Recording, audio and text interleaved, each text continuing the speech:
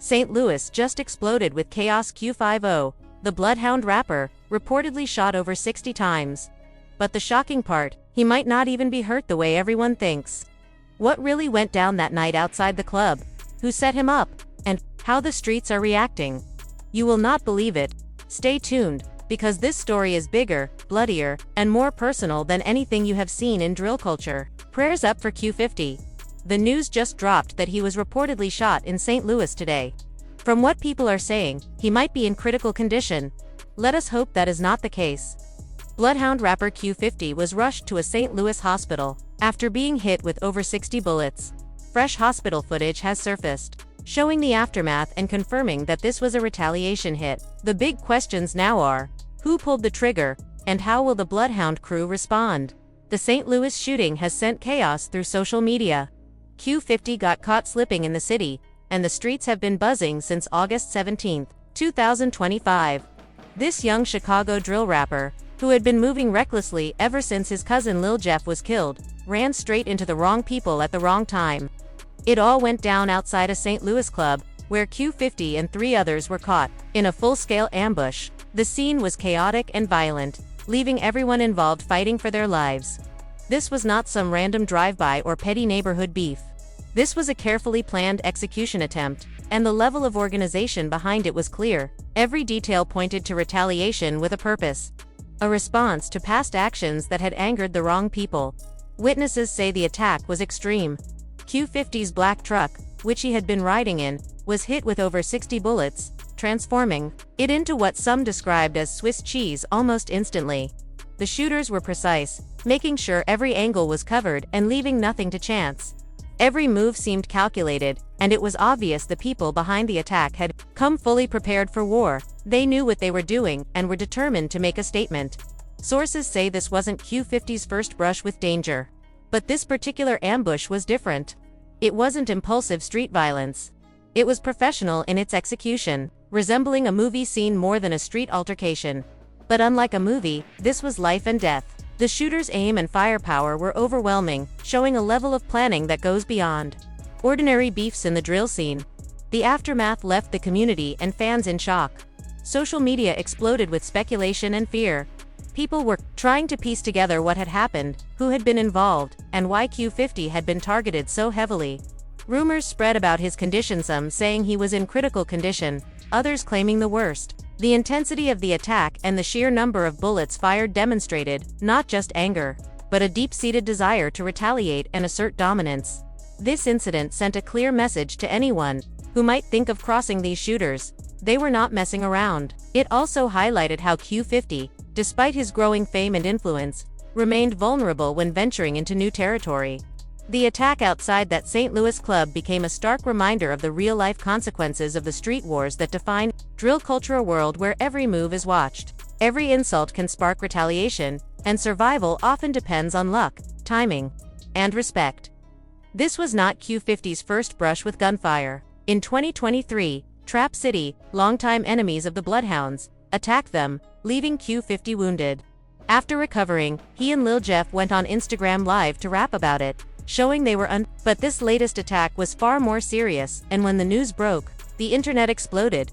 Police vehicles flooded outside the St. Louis hospital, and even journalists hinted that authorities might be losing hope in stopping this endless street war. Fans on social media expressed fear and concern.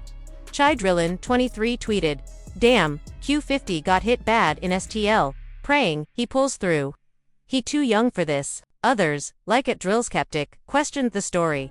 Y'all saying Q50 shot 60 times. But he posted on IG like nothing happened. Cap alert. The debate split the online community. Instagram comments poured in with support. Bloodhound, Q50, need all the prayers. While doubters suggested the shooting was a stunt. This created a confusing atmosphere where no one knew what was real. Rumors about Q50's condition spread quickly. Some claimed he was shot in the head and leg, others said he was brain dead, and a few even suggested he had already died, but the team was covering it up. The drill community thrives on this kind of speculation, and the story kept evolving with new alleged insider information every hour. Q50 responded with his signature Chicago drill energy, defiant and cryptic. On Instagram, he wrote, "Notorious like Big Papa, But I ain't going like Chris Wallace. You either in or you out. Don't even question me about it. Hours later, he went on IG Live, showing confidence and dismissing rumors, even reposting a story mocking the fake news surrounding him. Q50 made it clear he was not going out the way his enemies wanted. Q50 called the whole shooting story fake news and laughed it off like it was a joke. Even his mother reportedly jumped in on Instagram, dismissing the shooting as trolling nonsense. Fans were left feeling tricked by the rumor mill. But in drill culture, family always rides for their own, and Q50's mom has a special role in protecting her son. In this world, people will lie to police, media, and even God to keep their families safe from the dangers of street life. DJ Academics, the go-to commentator for drill culture, weighed in cautiously but always in a way that shapes public opinion. He noted, Q50 caught in another shooting. This kid stays in the mix, but word is he's already back posting like it's nothing.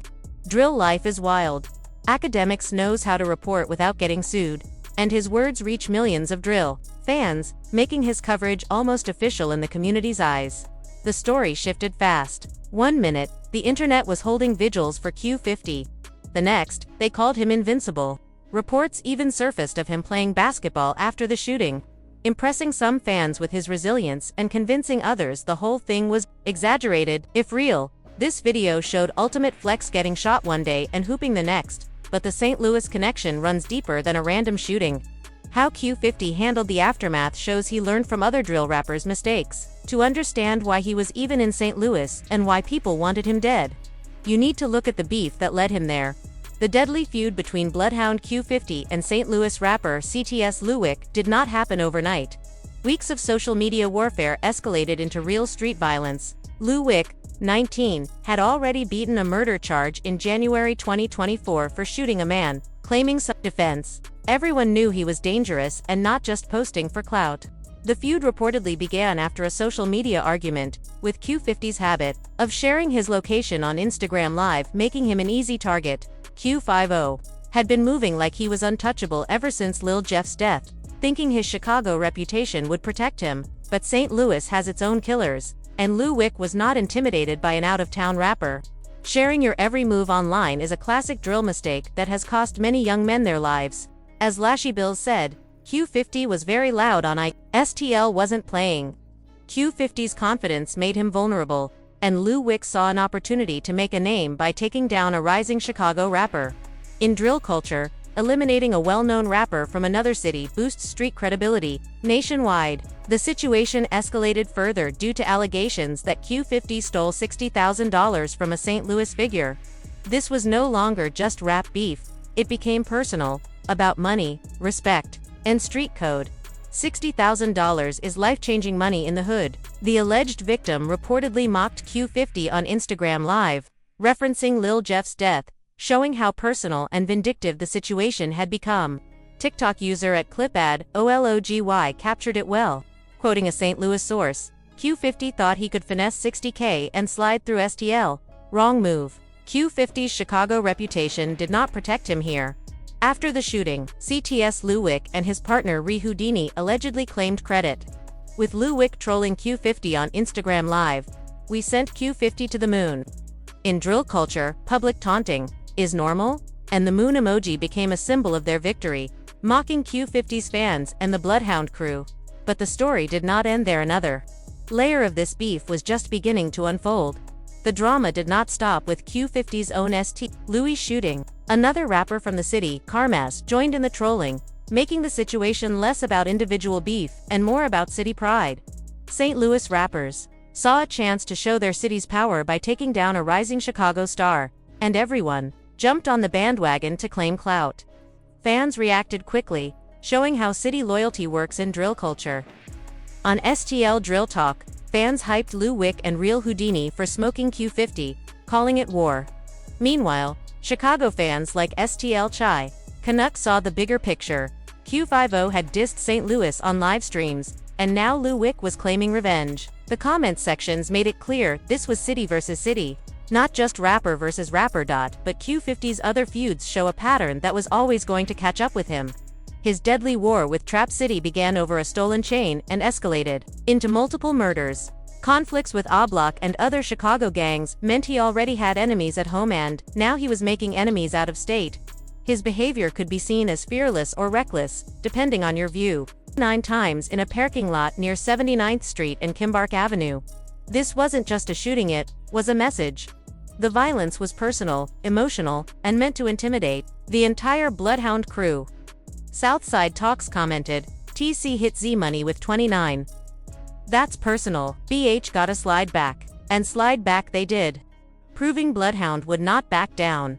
This cycle of violence defined Q50's life and career. It ultimately cost him the most important person in his life.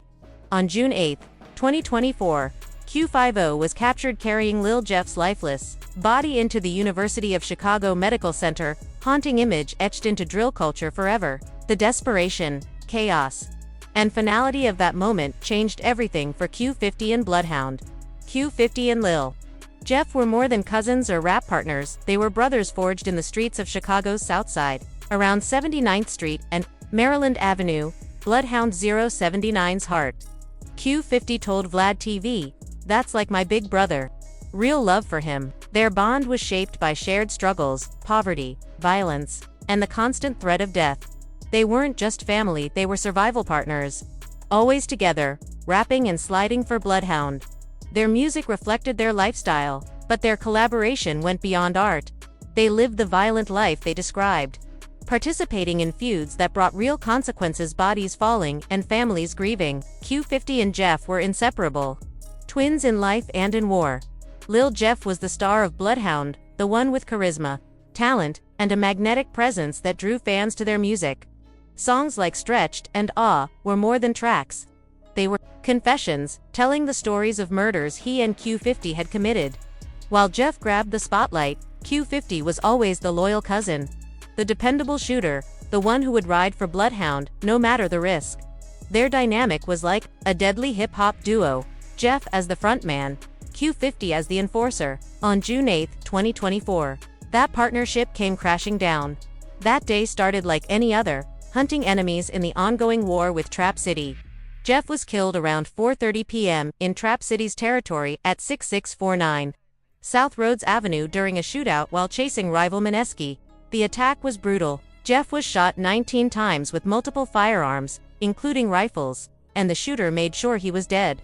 This was no random killing, it was an execution meant to send a message to Bloodhound. Their most valuable member was gone. And they were vulnerable. Bloodhound Stan reacted, showing just how personal this loss was. Jeff got smoked, chasing Mineski. 19 shots is crazy, he said. Q50's presence during the shooting added layers of trauma and guilt that would haunt him forever. Imagine watching your cousin, partner, and closest ally get gunned down, knowing there was nothing you could do to save him. Controversy over Q50's role created more drama. Some speculated about friendly fire, noting footage of a man in pink, allegedly Q50, shooting and limping, away consistent with his appearance on crutches at Jeff's funeral. Fans debated whether he accidentally shot Jeff or was a loyal cousin trying to help. The pink clothing detail became a major point of discussion. With every frame scrutinized, fans like at Chai Streets expressed heartbreak. That clip of Q50 carrying Jeff to the hospital broke me. He tried to save his bro, but TC got him. The hospital footage became proof of Q50's loyalty, showing him risking his own life to help his dying cousin. Others, like at Drill Skeptic, remain skeptical. Q50 carrying Jeff don't mean he's innocent. Why he limping? The limping fueled theories that Q50 had been injured, possibly by his own gunfire or by Trap City shooters. DJ Academics summarized the situation. Lil Jeff's death hit Q50 hard. 19 shots in TC's hood. This beef bout to explode. And explode it did. Q50 took over as Bloodhound's de facto leader, escalating the war with more intensity than ever. Jeff's death didn't end the conflict, it fueled a campaign of violence and revenge. Bloodhound allegedly killed Lil in June 2023, shooting him 7 times in a Lyft vehicle, with Lil Jeff bragging about it in Stretched. Micro Draco. 7 shots. He gone now. That was just the beginning. The double murder of Monchio Monty Williams and Robert Lil Rob Boston. On January 26, 2024, Outside Innovations High School was also tied to Bloodhound. with Q50 and Lil Jeff celebrating. The hits in Awe, which got 24 million views. This ruthless targeting of teenagers showed just how far the feud had spiraled after Jeff's death. Q50 transformed instantly from sidekick to leader, channeling his cousin's spirit and carrying on his legacy through sheer violence and determination. In April 2025, he released his debut album, Long Live My Bruda. He probably killed Yo Bruda, dedicated to Lil Jeff. 5 of the 14 tracks featured Jeff's posthumous verses. The album's title was a middle finger to Trap City and anyone who thought Bloodhound would fold. Retaliation for Jeff's death came quickly. In October 2024, Bloodhound allegedly killed Vel, the Trap City member whose stolen chain had started the feud. Q50 was now leading the charge, making it clear Bloodhound would not back down, and Jeff's memory would drive every move. Q50's Instagram post, mocking Vel, showed just how much he had changed. Vel thought he was safe, but now he was gone, alongside Jeff's enemies. This wasn't just revenge. Q50 was proving he could lead Bloodhound without Jeff and that anyone who crossed them would pay. Chicago Drill Talk recognized this evolution. Q50 got Vel for Jeff, then Bloodhound struck at Vel's funeral. In November 2024, a drive-by at Vel's funeral in Harvey, Illinois killed Vel's sister, marking a shocking low in the feud. Targeting family at a funeral crossed every street code, showing Q50 was willing to do anything to honor Jeff's memory. DJ Academics summed it up. Q50's album, Long Live My Brother, was both a tribute to Jeff and a middle finger to Trap City. The music wasn't just songs, it was a declaration of war. Tracks like Vel Down directly taunted dead enemies, showing that every song was both remembrance and threat. Q50's social media also became sharper and more calculated. After Jeff's death, he learned from the mistakes of other drill rappers, posting cryptic lines like "Notorious," like Big Papa, "No sympathy, dump on mamas." After the St. Louis shooting, he used ambiguity as a weapon, keeping enemies and authorities guessing while building his street credibility. He was playing chess, not checkers, using social media as psychological warfare. Drill Life 773 noted, Q50 backspinning for Jeff. That IG Live got TC shook. BH4L. Despite claiming to push peace in interviews, Q50's diss tracks, mocking posts, and alleged hits made it clear he was fully committed to carrying on the violent legacy he and Jeff had built. Trap Lore. A British YouTuber noted in an October 2024 interview how shocking it was that Q50 stayed out of jail while openly bragging about the people he had killed. Q50 had been arrested briefly but was back on the streets, allegedly with 8 bodies to his name. Ross remarked, "It's baffling. If Jeff were here, Q50 would definitely be facing serious charges." One incident, a shooting at a Chicago McDonald's where a mother was hit, was even rapped about by Q50.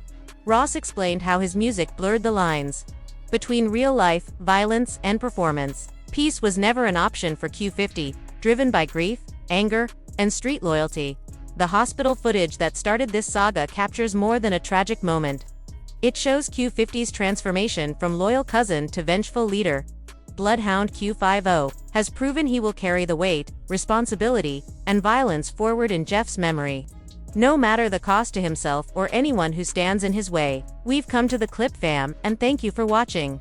To stay updated on the latest stories and street news, click on the card on your screen.